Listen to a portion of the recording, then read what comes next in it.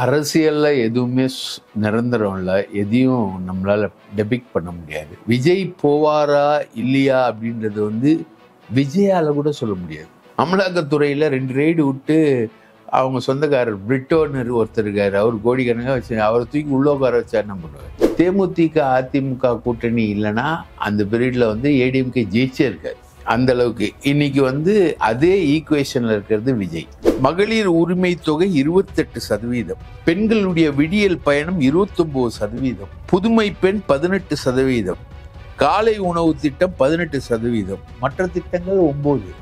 அப்படி பார்த்தீங்கன்னா உங்களுக்கு 100%. ஆனா ஏடிஎம்கே பிஜேபி கூட்டணி எங்கேயுமே சிங்க் ஆகல. ஆன்டி பிஜேபி பிரச்சாரத்தை தான் திமுக வீடு வீடா கொண்டு போயிட்டு 100% மகளிரோட ஆதரவு திமுக பெறுது. பெண்கள் சைடில் திமுக அசைச்சிக்கவே முடியாது. அரண்சை நண்பர்களுக்கு வணக்கம்.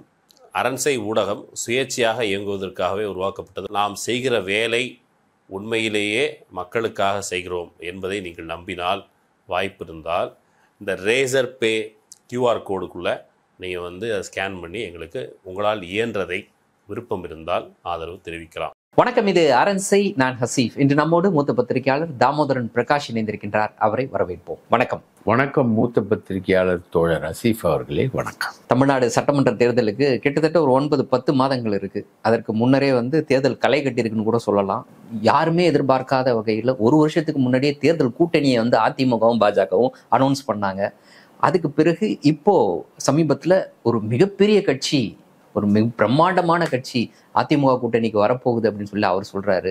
இதற்கிடையில இந்த கான்டெக்ட்ல இப்போ ஒரு தனியார் தொலைக்காட்சியில தேர்தல் கருத்து கணிப்பு ஒன்று வெளியிட்டிருக்கிறாங்க. இந்த கான்டெக்ட்டோடு நம்ம ஒட்டி வச்சு அதை பார்க்க வேண்டிய தேவை இருக்கு. அதுல பல விஷயங்கள் சொல்லப்பட்டிருக்கு. நான் பொதுவா இருக்கிறதுல இருந்து குறிப்பானதை நோக்கி நகரலான்னு விரும்புறேன். அப்போ அந்த இதுல பொதுவா இருக்கக்கூடிய விஷயமாக நான் பார்ப்பது அப்படின்றது, ஒருவேளை அதிமுக ஒரு பிரம்மாண்ட கட்சி கூட்டணி, அந்த பிரம்மாண்ட கட்சினா வேற யாருமே கிடையாது, தாவேகா தான். அதிமுக தாவேகா கூட்டணி அமைந்தால் அது திமுக கூட்டணிக்கு ஒரு மிகப்பெரிய நெருக்கடியை கொடுப்பதற்கு வாய்ப்பு இருக்குன்ற மாதிரி தான் அந்த கருத்து கணிப்பு நமக்கு உணர்த்தக்கூடிய செய்தியா இருக்கு. உங்களுடைய புரிதலின் அடிப்படையில் அப்படிப்பட்ட ஒரு கூட்டணி அமைவதற்கு வாய்ப்பு இருக்கா? ஏன்னா இன்னைக்கு தாவேகாவை பொறுத்த வரைக்கும் கொள்கை எதிரியாக கருதக்கூடிய பாஜக இருக்கக்கூடிய அணிக்கு அதை சமரசம் செய்து கொண்டு தாவேகா இறங்கி வர்றதுக்கு வாய்ப்பு இருக்கா?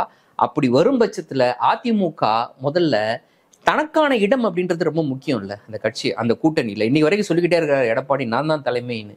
வெளியில டெல்லியில எது வேணா பேசிக்கிட்டோம், அமித்ஷா எது வேணா பேசிக்கிட்டோம், பட் தமிழ்நாட்டை பொறுத்த வரைக்கும் நான் தான் தலைமை, நான் தான் முதலமைச்சர் அப்படின்ற போது அந்த ஒரு உரையில இன்னொரு கத்தி உள்ள வர்றதற்கு அவர் அனுமதிப்பார்ன்ற மாதிரி பல கேள்விகள் இருக்கு.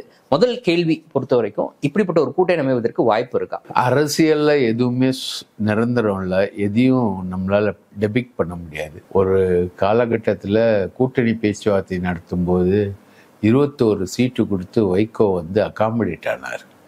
அவர் கூட்டணியை விட்டு வெளியேறுவார்னு யாரும் கற்பனையே நாங்கள் பண்ணவே இல்லை. ஆனால் அவர் வெளியேறி அதிமுகவோட போறார் ஒரு காலகட்டத்தில். 21 சீட்டு. அப்போது வாசுதேவநல்லூர் தொகுதி பிரச்சனை வருது. கலைஞர் அட்ஜஸ்ட் பண்ணி வேற தொகுதி தராயா அப்படிலாம் அட்ஜஸ்ட் பண்ணலாம், பயங்கரமாக பண்ணிட்டு. அதே மாதிரி விஜயகாந்த் பழம் நழுவி பாலில் விழுந்தது அப்படின்னு கலைஞர் சொல்கிறார். மாறனை வச்சு ஹைதராபாத்தில் பேச்சுவார்த்தை நடத்துகிறாங்க. ஆனால் இங்கே நடராஜன் பிரேமலதாவை தூக்கிட்டு வந்துட்டார். இவங்களும் ஒரு அமௌண்ட்டு கொடுக்குறேன்னு வந்தாங்க. அதை விட அதிகமான பிரம்மாண்டமான அமௌண்ட்டு ஏடிஎம்கேலேருந்து. உடனே நடராஜன் பண்ருட்டி ராமச்சந்திரன் சேர்ந்து தேமுதிக அதிமுக கூட்டணி. தேமுதிக அதிமுக கூட்டணி இல்லைன்னா அந்த பீரியட்ல ஏடிஎம்கே ஜெயிச்சே இருக்காரு. அந்த அளவுக்கு இன்னைக்கு அதே ஈக்குவேஷன்ல இருக்கிறது விஜய். அந்த ஈக்குவேஷன்ல இருக்கிறாருன்னு நீங்க நம்புறீங்களா? அப்படி இல்லைங்க. திமுக அதிமுக இல்லாம ஒரு கட்சியா நிக்கிறார் இல்லையா, அதான் ஈக்குவேஷன். அவர் பிரம்மாண்டமான ஈக்குவேஷன்லாம் நான் சொல்ல வரல. திமுக அதிமுக இல்லாத ஒரு கட்சியா விஜயகாந்த் இருந்தாரு. திமுக அதிமுக இல்லாத ஒரு கட்சியா விஜய் இருக்காரு. தமிழக வெற்றி கழகம் என்பது இன்னைக்கு இருக்கு. சீமான் கட்சியும் இருக்கு. 8.3% சீமான் கட்சியும் இருக்கு. ப்ரூவ் பண்ண கட்சி, ப்ரூவ் பண்ணல, அன்டெஸ்டட். ரவீந்திரன் துரைசாமி சொல்ற மாதிரி அன்டெஸ்டட், அன்ப்ரூவன். இவங்க அது மாதிரி அது கிடையாது. ஸோ அந்த மாதிரி ஒரு விஷயம் என்பது அரசியல்ல நடக்கும். பாமக அடிக்கடி இந்த வேலையை பண்ணும். இங்கேயும் பேசுவாங்க, அங்கேயும் பேசுவாங்க. இப்போ ராமதாஸ்க்கு அதான் பிரச்சனையே. இங்க பேசி இங்க ஒரு அமௌண்ட்டு, அங்க பேசி அங்க ஒரு அமௌண்ட்டு. ஏடிஎம்கே கிட்ட அமௌண்ட் வாங்கிட்டு அதுக்கப்புறம் அன்புமணி வந்து பிஜேபி கிட்ட அமௌண்ட் வாங்கி அவர் அடிச்சுட்டு போயிட்டார். ரைட்டா? ரெண்டு அமௌண்ட்டுக்கான கிளாஷ் தான் இப்போ ஓடிக்கிட்டு இருக்கு, அப்பாவுக்கும் பிள்ளைக்கேடு. இது இந்த கட்சிகள் தமிழக அரசியலுடைய சாபக்கேடு. இந்த கட்சிகள், இந்த விஷயங்கள், பண பரிமாற்றம், இந்த மூன்றாவது கட்சிகளுக்கு இந்த பெரிய கட்சிகள் கொடுக்கக்கூடிய பணம், இதெல்லாம் வந்து அரசியல்ல சாபக்கேடு. அதனால விஜய் போவாரா இல்லையா அப்படின்றது வந்து விஜயால கூட சொல்ல முடியாது. அது வந்து அந்த சிச்சுவேஷன்ஸு, அந்த பெர்முட்டேஷனு, காம்பினேஷனு. 2 ரைடு விட்டா என்ன பண்ணுவார் விஜய்? அமலாக்கத்துறையில் 2 ரைடு விட்டு அவங்க சொந்தக்காரர் பிரிட்டோன்னு ஒருத்தர் இருக்காரு, அவர் கோடிக்கணக்காக வச்சு அவரை தூக்கி உள்ள உட்கார வச்சா என்ன பண்ணுவார்? ஸோ வேற வழி இல்லை எனக்கு அப்படின்னு தான் சொல்றாரு. அவர் வந்து ப்ரோ ஏடிஎம்கேவா தான் அவர் தன்னை கன்ஸ்ட்ரக்ட் பண்ணிக்கிட்டே வந்துகிட்டு இருக்காரு இது வரைக்கும். ப்ரோ ஏடிஎம் அதிமுகவை விமர்சிக்காமலே இருக்கிறாரு. இல்ல அண்ணிலேருந்து நான் அணிலாக உழைத்தேன், அம்மா வந்து நிறைய நல்ல திட்டங்களை நிறைவேற்றுகிறார்கள் அப்படின்னு இப்படி கை கட்டிட்டு கொடநாட்டில் நின்று பேட்டிலாம் கொடுத்தவர் தானே விஜய். ஸோ அதான் அந்த பேர் அணில்னு இருக்கு. அப்போ அவர் வந்து தன்னை ப்ரோ ஏடிஎம்கேவாவே கன்ஸ்ட்ரக்ட் பண்ணிட்டு வர்றாரு. அவங்க அப்பா வந்து ஃபுல்லா ப்ரோ டிஎம்கேவாவே வளர்ந்தவர். அப்பாவுக்கும் பிள்ளைக்கு சந்திரசேகர் அப்பாவுக்கும் பிள்ளைக்கு என்ன பிரச்சனைன்னு தெரியல. இவர் வந்து தன்னை வந்து ப்ரோ ஏடிஎம்கேவாவே கன்ஸ்ட்ரக்ட் பண்ணிக்கிட்டே வர்றாரு அவர். ஸோ இன்னைக்கு அவர் இந்த ஃப்ரேல நிற்கிறாரு. இது வரைக்கும் ஒன்றும் இல்லை.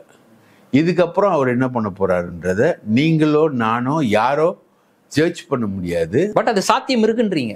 இந்த கொள்கைகளெல்லாம் தூக்கி குப்பையில போட்டுட்டு, என்னுடைய கொள்கை எதிரி அப்படின்னு அந்த மாதிரி எனக்கு காயின் பண்ண விஷயத்தெல்லாம் தூக்கி குப்பையில போட்டுட்டு பாஜக இருக்க கூட்டணிக்கு அவர் போறதுக்கு வாய்ப்பு இருக்குன்றீங்க. நான் ஒண்ணு சொல்றேன். பெரியார் வந்து கொள்கை தலைவர். இவருக்கு பெரியாரை வந்து சீமான் வந்து விமர்சனம் பண்ணாத விஷயமே கிடையாது. சீமானை என்னைக்காவது விஜய் விமர்சனம் பண்ணியிருக்காரு. ஏன் பண்ணலன்னா, அங்க இருக்கக்கூடிய ஒரு வியூக அமைப்பாளர் ஜான ஆரோக்கியம்னு ஒருத்தர், ஒரு சீமானோட ரசிகர், சீமானோட ஆளு, அவர் தான் வியூக அமைப்பாளர். அவர் சொல்லி கொடுக்கறதா வந்து இவர் கேரி பண்ணிக்கிட்டு இருக்காரு. ஆதவ் அர்ஜுன் ரெட்டிலாம் அவங்க சொல்றத கேரி பண்ணக்கூடிய ஆள், இணையதளத்தில் கேரி பண்ணக்கூடியவர் ஆதவ் அர்ஜுன் ரெட்டி, வாய்ஸ் ஆஃப் காமன்ஸ்ன்னு ஒரு அமைப்பு வச்சு. இதுதான். ஸோ விஜயோட கண்டெக்ஸ்ட் அண்ட் ட்ராவலை வந்து நீங்கள் டெபிக் பண்ணவே முடியாது. அவர் ரஜினிக்கு பதில், ரஜினி இருந்த காலகட்டத்திலேயே அரசியலுக்கு வர ட்ரை பண்ணும்போது ரஜினி ஃபெயிலியர் ஆகும்பொழுது அதுக்கப்புறம் இவரை தேடுறாங்க. இவருடைய நண்பர்கள் எல்லாமே பிஜேபி தான்.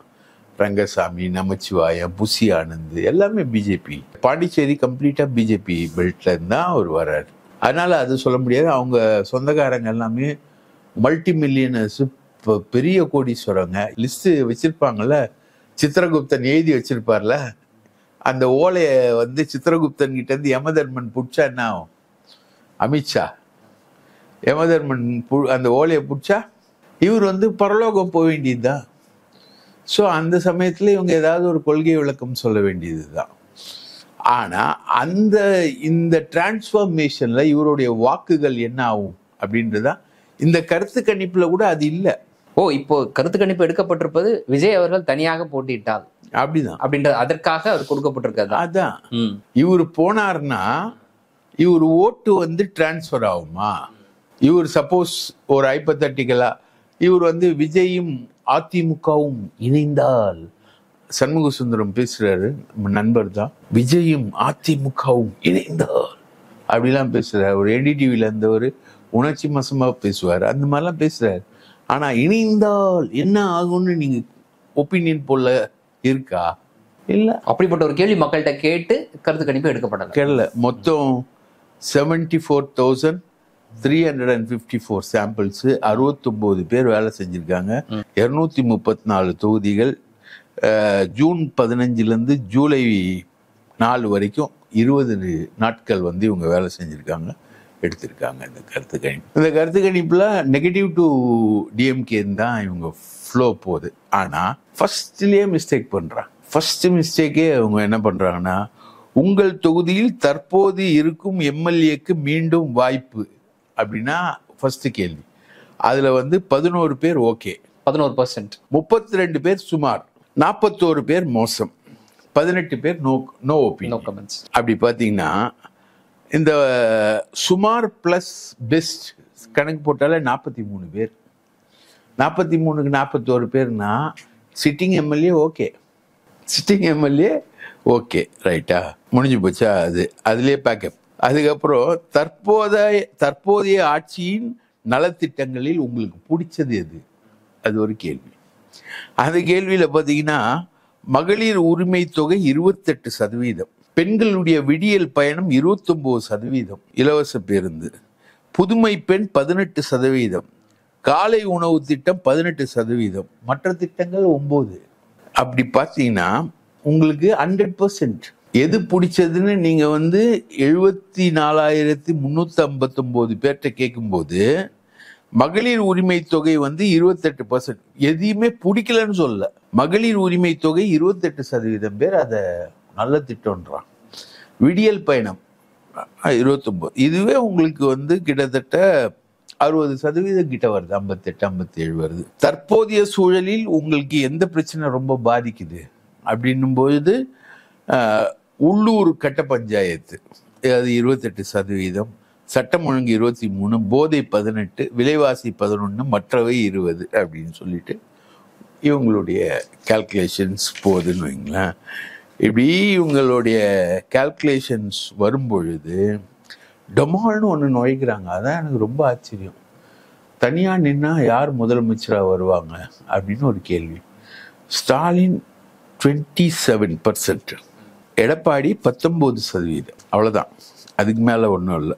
ஓபிஎஸ் 1, டிடிவி 1, வைகோ 1, அண்ணாமலை 5% பேர் அண்ணாமலையை ஆதரிக்கிறாங்க அப்படின்ற ஒரு சீமான் 9 பேர், விஜய் 13 பேர், அவ்வளோதான். இது மாதிரி கொண்டு போகிறாங்க இவங்க. ஒட்டுமொத்தமாக எவ்வளோ தொகுதிகள் அப்படின்ற மாதிரிலாம் இவங்க கொண்டு வராங்க, அது நம்ம பின்னாடி வரும். ஆனால் முக்கால்வாசி இவங்க எடுத்துக்கிட்ட ஃபேக்டரில் என்ன சொல்கிறாங்கன்னா, இவங்க இந்த கட்ட பஞ்சாயத்து பூதம் பெரிய விஷயமா இருக்குது அப்படின்றாங்க. ஆனால் ஏடிஎம்கே பிஜேபி கூட்டணி எங்கேயுமே சிங்க் ஆகலை. ஏடிஎம்கே பிஜேபி கூட்டணி எங்கேயுமே சிங்க் ஆகலை. இது பொருந்தாத கூட்டணின்றாங்க. ஆனால் இவங்க போன பார்லிமெண்ட் எலெக்ஷன்னு அரசியல் அறிவுடைமை கேள்விதான் அது. போன பார்லிமெண்ட் எலெக்ஷன் ஆன்டி பிஜேபி பிளாட்ஃபார்மில் தான் ஃபைட் பண்ணப்பட்டு, இப்போ ஒருங்கிணைவோம் வா அந்த பிரச்சாரம் உட்பட எல்லா பிரச்சாரத்தையும் ஆன்டி பிஜேபி பிரச்சாரத்தை தான் திமுக வீடு வீடாக கொண்டு போயிட்டு. அப்போ இந்துத்துவம்ன்றது ஒரு தத்துவம். அந்த தத்துவத்தோடைய வீச்சு தமிழ்நாட்டில் எந்த அளவுக்கு இருக்கு, தமிழ்நாட்டில் எந்த அளவுக்கு அதை ரிசீவ் பண்றாங்க. இந்த போன பாராளுமன்ற தேர்தலை டிசைட் பண்ண ஆன்டி பிஜேபின்ற விஷயம் இந்த சட்டமன்ற தேர்தலுக்கு திமுக கொண்டு வருது. திமுக மத்திய அரசோட இருக்கக்கூடிய உறவுல இருக்கக்கூடிய கேள்விகளை தான் வீடு வீடா கொண்டு போகுது திமுக. அப்போ அந்த ஆன்டி பிஜேபி இல்ல பிஜேபியோட இந்துத்துவம், இது ரெண்டை பத்தி தமிழக மக்கள் என்ன நினைக்கிறாங்க? அது தேர்தலில் விளைவை ஏற்படுத்துமா? அதை பத்தி இவங்க கவலையே படல. அந்த கேள்வியே கேட்கப்படல. அந்த கேள்வியே கேட்கப்படல. அது கேட்கப்படுறதுனுடைய முக்கியத்துவம் என்னன்னு நீங்க நினைக்கிறீங்க? இப்ப அதை கேட்கும் போது மக்கள் சொல்லக்கூடிய கருத்து, அதை வைத்து நம்ம என்ன முடிவுக்கு வர முடியும்னு நினைக்கிறீங்க? அதை வச்சு இவங்க கேள்விகளை எப்படின்னு, அப்போ பிஜேபியுடைய ஓட்டு அண்ணாமலைக்கு மட்டும் 5% அவர் தனியா முதல்வர் ஆவதற்கு வாய்ப்பு இருக்குன்னு டெபிக் பண்றீங்களா, கருத்து கணிப்புல நீங்க கொண்டு வரீங்கள? அப்போ அந்த 5% இந்துத்துவத்துக்கா இல்ல அண்ணாமலைக்கா? சரி, ஒருவேளை 5% அப்படின்றது இந்துத்துவ ஆதரவுன்னு வச்சுக்கோங்க. இப்ப நீங்க கேட்குறீங்களா அப்படிப்பட்ட ஒரு கேள்வி மக்களிடம் கேட்கப்படலைன்ட்டு. அப்படி கேட்கப்பட்டு 5% தான் அதற்கு ஆதரவு அப்படின்ற மாதிரி தமிழ்நாடு இன்னைக்கு சொல்லியிருக்கு அப்படின்னு. ஏன்னா அப்படிதான் எடுத்துக்கணும். இப்ப அண்ணாமலை யாருன்னு பாக்குறாங்க? பெரும்பாலும் பாஜகவினுடைய முன்னாள் தலைவர் இல்ல பாஜகவினுடைய முகமாக இருக்கிறார் அப்படின்னு தான் பாக்குறாங்க. ஆனா கருத்தியலாக அந்த 5% இருக்கிறதுக்கு வாய்ப்பு இல்லை. அதுல அண்ணாமலைக்கே தனித்துவமாக இருக்கக்கூடிய அந்த பண்பு, அதன் அடிப்படையில நல்லா பேசுறாருப்பா, அதன் அடிப்படையில் ஒரு கூட போட்டிருக்கலாம். அந்த ஹீரோ வார்ஷிப்ல தான் ஸ்டாலின் 27% ஸ்கோர் பண்ணும்போது எடப்பாடி 19% ஸ்கோர் பண்றாரு, விஜய் 13% ஸ்கோர் பண்றாரு, சீமான் வந்து 9% ஸ்கோர் பண்றாரு. இந்த ஸ்கோரிங்ல அண்ணாமலை திடீர்னு வந்து 5% ஸ்கோர். அதான் அந்த 5% அண்ணாமலைக்கு மட்டும்தான் கொடுக்கப்பட்டிருக்கு. வேற இந்துத்துவாவினுடைய ஆதரவு அதுல பாதி கூட வச்சுக்கோங்களேன். அப்படிதான் இருக்கிறதுக்கு வாய்ப்பு. அப்படிதான் இருக்கு. ஆனா ஒரு சப்மிஷன் ஒரு தேர்தலே ஆன்டி பிஜேபியில தான் தீர்மானிக்கப்பட்டிருக்கு. போன நடந்து முடிந்த நாடாளுமன்ற தேர்தல் 0/40 சும்மாலாம் இல்ல, 0/40 40 தொகுதி இன்க்ளூடிங் பாண்டிச்சேரி அடிச்சிருக்கு திமுக. எந்த பிளாங்க்ல? அப்கோர்ஸ் அது வந்து மோடிக்கு எதிரான பிளாங்க். மோடியை தீர்மானிக்கணும், பிரதமரை தீர்மானிக்கணும். அது பாராளுமன்ற தேர்தல் அந்த பிளாங்க் இந்த பிளாங்க் நீங்க விளக்க சொல்லலாம். அது சட்டமன்றத்துக்கு பொருந்தாது அப்படின்னு எடப்பாடி பழனிசாமி சொல்ற விளக்கத்தை கூட சொல்லலாம். ஆனா அதோட இம்பாக்ட் என்ன? அதுதானே திமுக இப்ப கொண்டு போகுது. வீடு வீடா கொண்டு போகுதுல்ல ஆளுங்கட்சி. சார், வீடு வீடா உங்களுடன் நான் ஸ்டாலினோட திட்டம், அதையும் இந்த திமுக வந்து ஆன்டி பிஜேபி பிரச்சாரத்தையும் கொண்டு போகுது. அப்போ நீங்க ஒரு கருத்து கணிப்பு எடுக்கக்கூடிய ஆளுக்கு என்ன சென்ஸ் இருக்கணும்னா, இதோட இப்போ திமுகவுடைய பிரச்சாரம் இப்போ இறங்கிட்டு இருக்கு, கீழே இறங்கிட்டு இருக்கு. திமுக ஆன்டி பிஜேபி பிரச்சாரத்தை தான் கொண்டு போகுது. அதோட இம்பாக்ட் என்னன்றது அசஸ் பண்ணும் இல்லையா? அதை அசஸ் பண்ணாம நீங்க எப்படி ஒரு பொலிட்டிக்கல் சொல்யூஷனுக்கு வர முடியும்? ஒருவேளை பல தொகுதிகளில் இவங்க அப்சர்வேஷன்ல என்ன சொல்றாங்கன்னா, மைனாரிட்டி ஓட்டுக்கள்லாம் விஜய் ஒன்றும் வாங்கல, அதெல்லாம் திமுகவுக்கு தான் போகுது. மைனாரிட்டி ஓட்டுக்கள்லாம் திமுகவுக்கு தான் போகுது. மைனாரிட்டி ஓட்டுகள் ஏன் திமுகவுக்கு போகுது? ஏன் விஜயால வாங்க முடியல? இவங்களுடைய அசஸ்மெண்ட்ல ஒரு அசஸ்மெண்ட் வந்து மைனாரிட்டி வாக்குகள் வந்து திமுகவுக்கு தான் போகுது, விஜய்க்கு போல அப்படின்ற ஒரு அசஸ்மெண்ட். அப்போ மைனாரிட்டி வாக்குகள் ஏன் திமுகவுக்கு போகுது? ஆன்டி பிஜேபி இல்லாம மக்கள்கிட்ட ஒரு அவேர்னஸ் இருக்கு. இப்போ திமுகவை பொறுத்த வரைக்கும் சிந்தாமல் சிதறாமல் திமுக அணியை வெற்றி பெற வைப்பது அப்படின்றது அவங்களுக்கு இருக்கக்கூடிய ஒரே ஆப்ஷன். மைனாரிட்டிஸ்க்கு இருக்கக்கூடிய ஒரே ஆப்ஷன். சரி, அந்த ஆப்ஷன்ல இன்னொரு ஆப்ஷன் அவங்களுக்கு கிடைக்குது. இப்போ ஒரே ஆப்ஷன் தான் இருக்கு, இன்னொரு ஆப்ஷன் உங்களுக்கு கிடைக்குதுன்ற பட்சத்துல மைனாரிட்டிஸோட அந்த வாக்கு சிதறுவதற்கு வாய்ப்பு இருக்கா?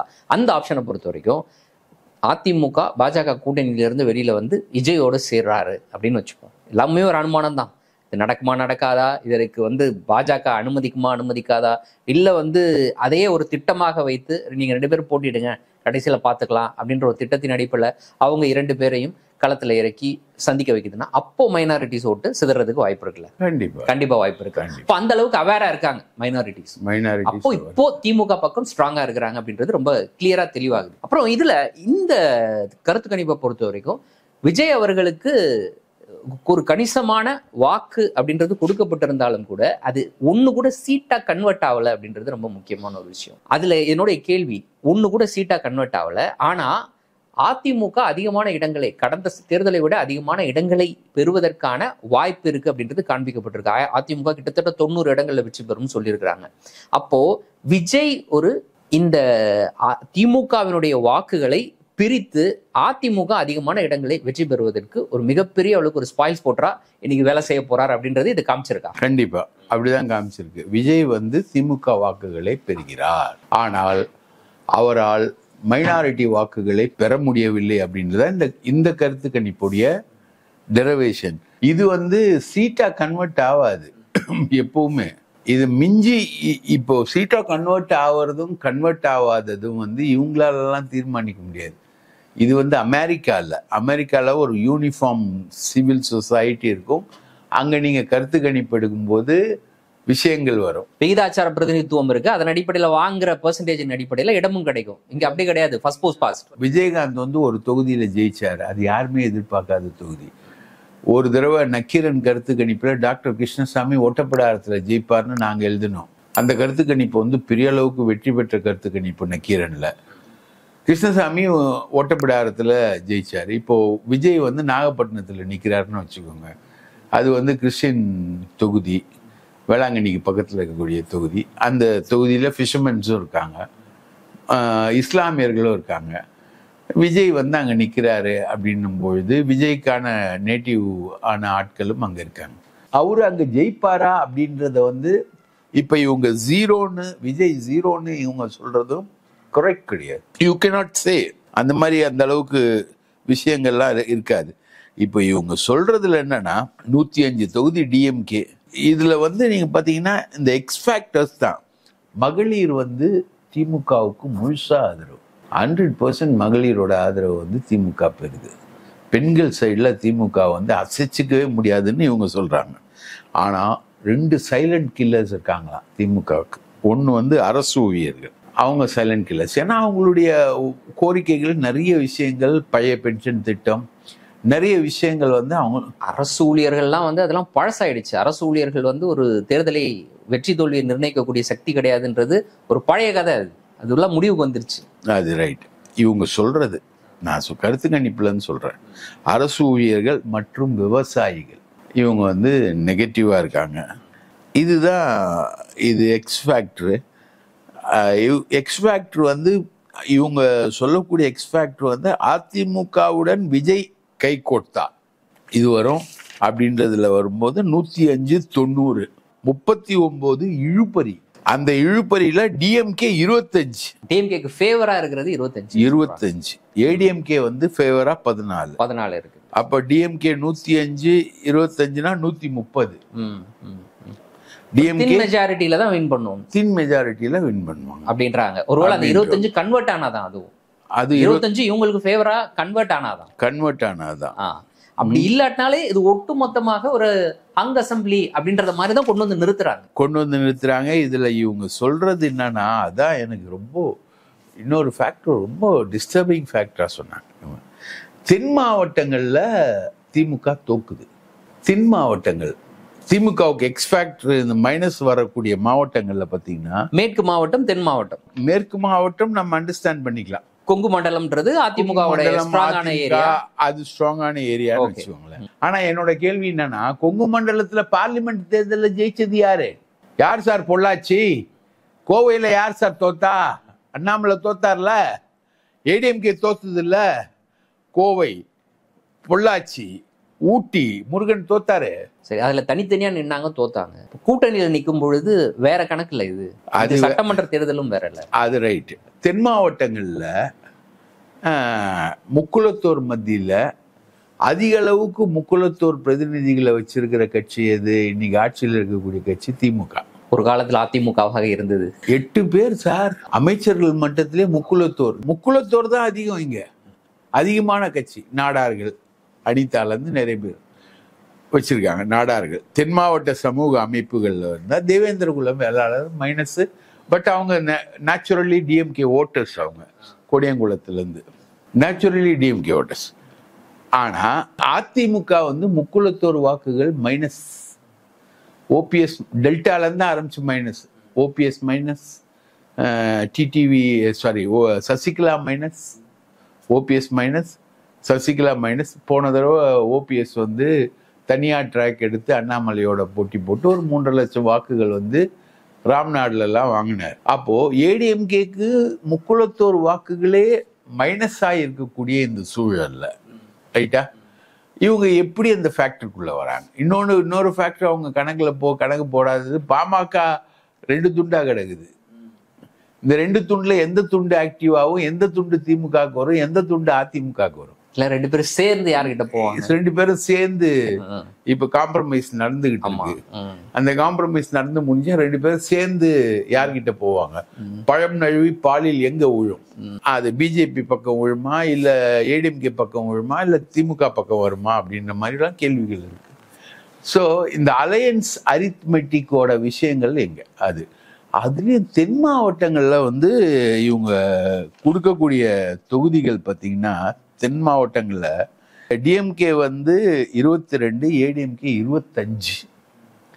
தென் மாவட்டங்கள்ல வந்து இவங்க வந்து ஏடிஎம்கே அடிக்குதுன்றாங்க இந்த கருத்து கணிப்பு. ஒருவேளை அவங்க சொல்வது சரி அப்படின்னு நம்ம எப்போ முடிவுக்கு வரலாம் அப்படின்னா, இந்த சமயத்திலேயே அதிமுகவில் இருக்கக்கூடிய பிளவுகள் எல்லாம் சரி செய்யப்பட்டு சசிகலா, டிடிவி தினகரன், ஓபிஎஸ் எல்லாருமே இன்னைக்கு அதிமுக பக்கத்துல நிக்கிறாங்க, ஒரே அணியாக நிக்கிறாங்க.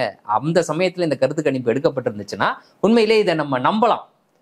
அவங்க சொல்வதற்கான ஒரு காரணமும் இருக்குதுன்ற மாதிரி நம்பலாம். இப்ப நீங்க சொல்றது அப்படிப்பட்ட ஒரு பிளவு இருக்கிற டைம்ல இது எப்படி சாத்தியம்ன்ற கேள்வியை நீங்க முன் வைக்கிறீங்க. கரெக்டா? ஆமா. அதே மாதிரி இவங்க இழுபறின்னு ஒரு 39 போட்டு அந்த இது வந்து ஒரு நல்ல கணக்கு கால்குலேஷன். ஒரு 39 இழுபறின்னு போட்டுப்போம். நாங்கள் கூட சர்வே எடுத்திருக்கோம். இழுபறி வந்தால் சேஃப்டி இப்படி போயிடுச்சு. அது லாஸ்ட் மினிட்ல அப்படி போகும். லாஸ்ட் மினிட்ல இப்படி போகும். அது எப்படி நடந்தாலும் அதை நாங்கள் சொன்னோம்லன்றலாம். அது இல்லாம விளக்கம் சொல்றாங்க, டூ இயர்லி டு கால். அப்புறம் என்ன கருத்து கணிப்பு? Too early to call. நீங்க சமீப காலமாவே நிறைய கருத்து கணிப்புகள் வந்துகிட்டு இருக்கு. இஷ்டத்துக்கு கருத்து கணிப்புகள் வந்து திமுக இணையதளங்கள்ல இருந்தே நிறைய பேர் போட்டுக்கிட்டே இருக்காங்க.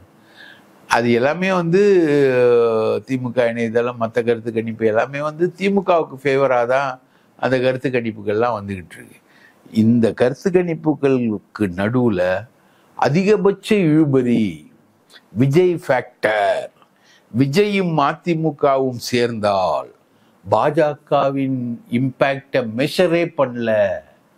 தென் மாவட்டங்களில் திமுக தோக்குது.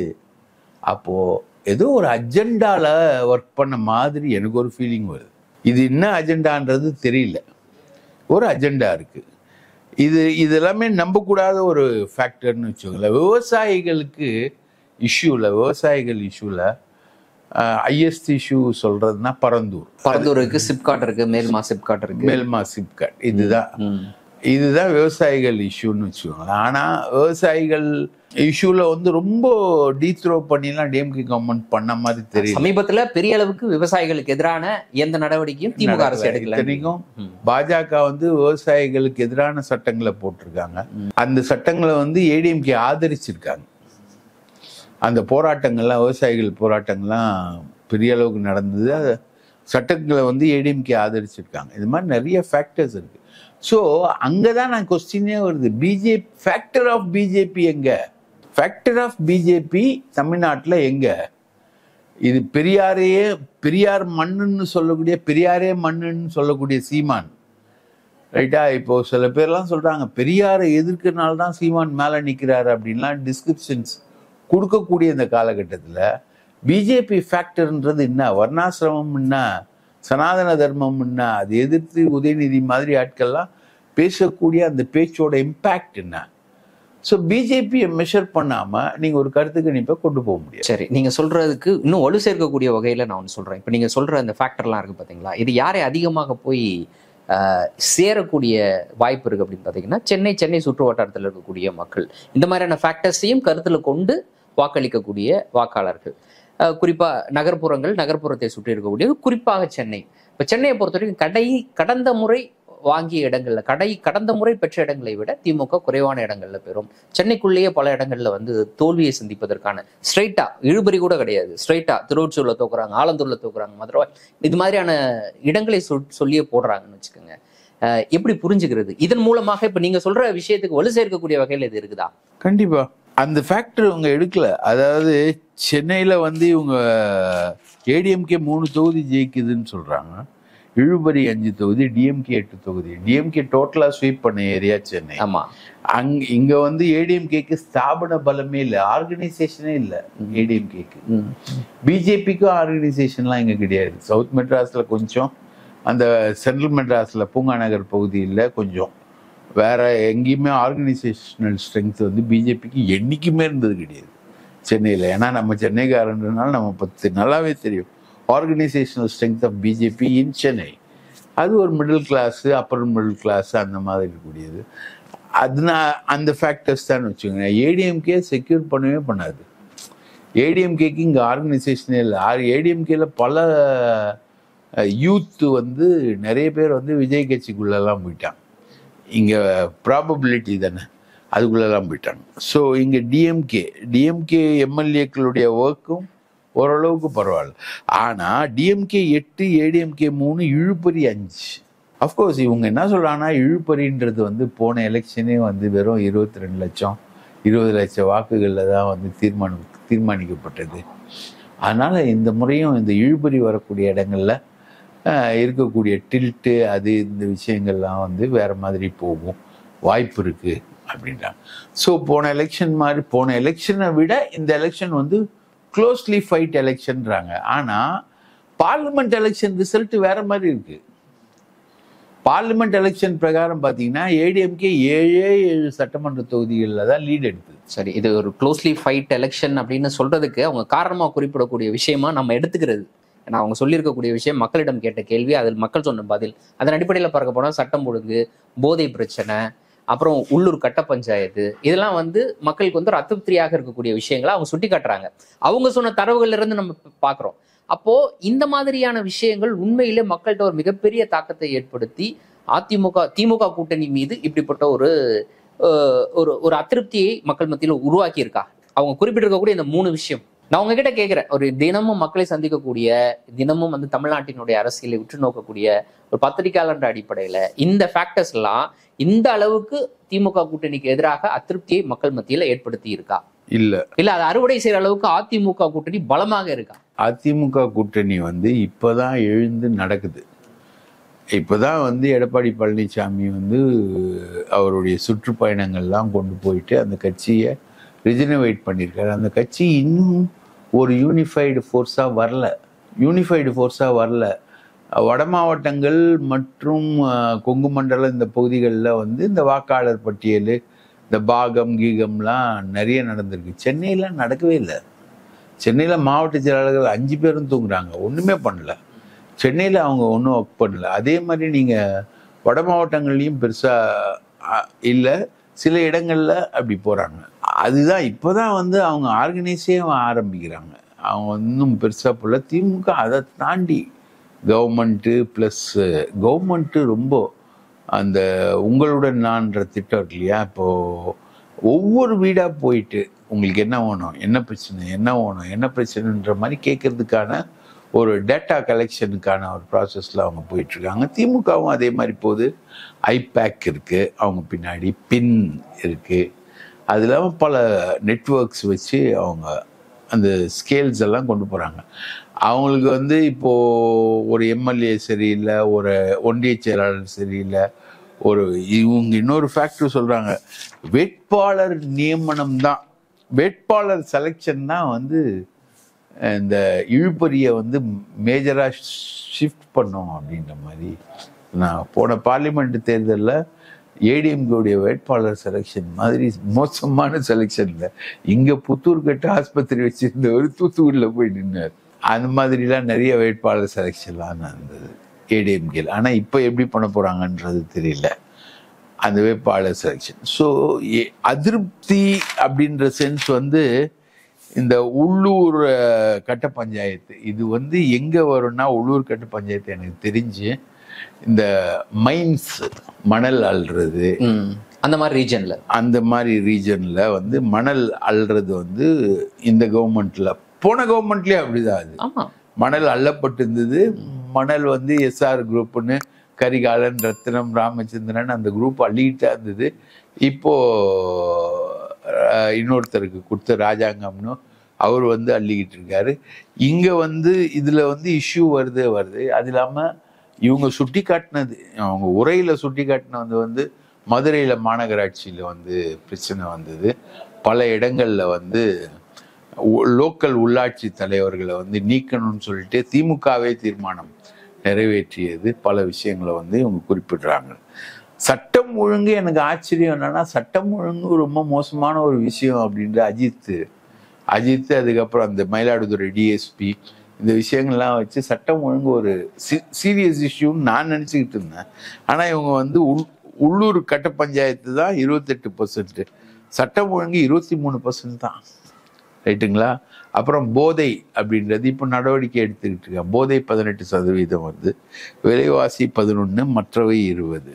ஸோ இது நெகட்டிவ் இருக்கானா? திமுக அரசுக்கு எதிரான நெகட்டிவ் வந்து இருக்கு.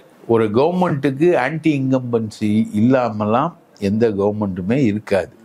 ரைட்டா? இப்போ பினராயி விஜயன் வந்து செகண்ட் டேர்ம் வந்தார்னா தேர்ட் டேர்ம் அவர் வர்றதுக்குள்ள அவர் மேலே இவ்வளோ பெரிய ஆன்டி இன்கம்பன்சியை புறப்பட்டு பிரச்சாரம் பண்ணி ரெடியாக வச்சுருக்கானுங்க அங்கே. அதுதான் வந்து அங்கே இருக்கிற கம்யூனிஸ்ட் கட்சி ஃபைட் பண்ணிக்கிட்டு இருக்கு. அந்த மாதிரி இந்த பிரச்சாரங்கள் இருக்கு இல்லையா, திமுக அரசுக்கு எதிரான பிரச்சாரங்கள் பெரிய அளவுக்கு இருக்கு. ஆனால் திமுக அதை எப்படி ஹேண்டில் பண்ணுதுன்னா, முழுக்க அவங்க வந்து நாங்கள் ஆன்டி பிஜேபி, பாஜகவுக்கு எதிரான ஒரு பிரச்சாரமா அவங்க கொண்டு போறாங்க. அப்போ பாஜக அதனாலதான் என்ன பண்றாங்க, தேடி எடுத்து நம்ம டோட்டலா தனியா நின்னா காணாம போயிடுவாங்க இவங்க.